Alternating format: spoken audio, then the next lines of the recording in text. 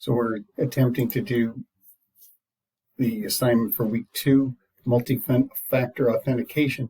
We've discovered that our student accounts do not have access. So if we were to click on Azure Active Directory, as the assignment says, we're told that we don't have access. So rather than be dismayed, we'll go back and we can type in multi-factor authentication. We can do a search, and we can read about using multi-factor authentication right here. Now, let's say you really want to install multi-factor authentication. We can go to our own account here as a user, view our account, click on security,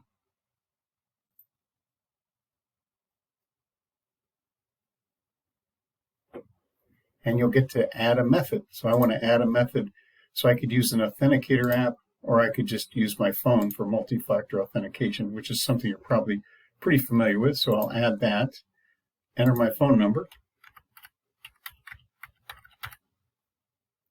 and now I'm going to say next. So it just sent a code to my phone. So let me go retrieve that code.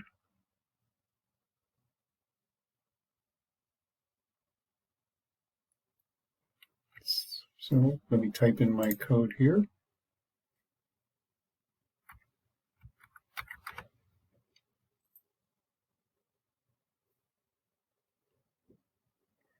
And as you can see, success. So now you would expect that each time I log into my account, I'm going to have to apply multi-factor authentication. So let's try that out and see how that goes. Okay, so now I'm going to sign in again to my student account.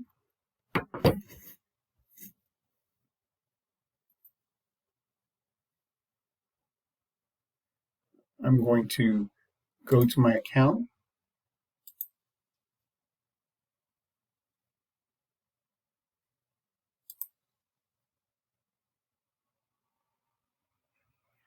And as you see, it's going to ask me to authenticate this time. And it texted me a code. So let's go find my code again.